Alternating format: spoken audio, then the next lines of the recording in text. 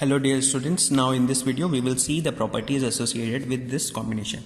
Now if I write NC0, right? So NC0, when you expand using this formula, right, where the value of R is equals to 0, then on solving through this formula you get the value of NC0 equals to 1, and the value of NC0 is equals to NCN, which is equals to 1, right?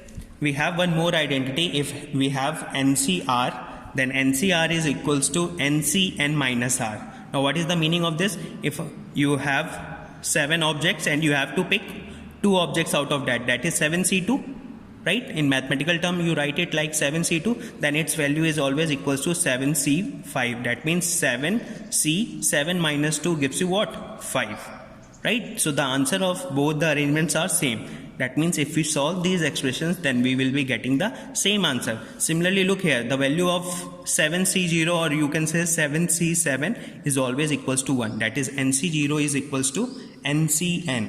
Look at here, 7C0. Now apply this identity. NCR is equals to what? This formula, n factorial upon r factorial into n minus r factorial. So when you expand this using this formula, you get the answer equals to 1. Right?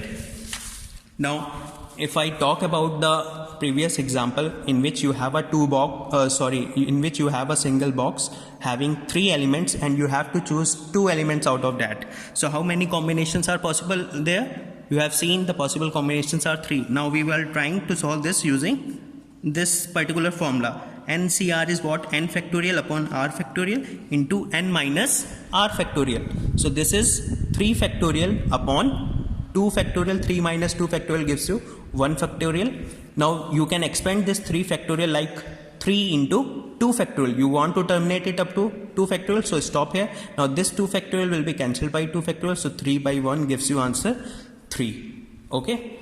Now we will try to expand this our basic term, that is x plus a to the power n.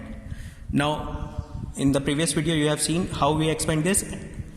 NC0 xn a0 plus NC1 xn minus 1 a to the power 1 up to the last term NCN xn minus n a to the power n. Now look at this NCN. I have already explained you the value of NCN is equals to NC0, which is equals to 1, right? So 1 NCN is equals to 1. X ki power n minus n means x ki power 0. This both terms gives you what? The value 1. So 1 into a to the power n gives you a to the power n. So the last term in this equation is a to the power n. Is it clear? Now try to evaluate the first term. NC0 is equals to 1. So 1 into x ki power n into a ki power 0. Anything to the power 0 gives you 1. So 1 into x ki power n into 1 gives you what?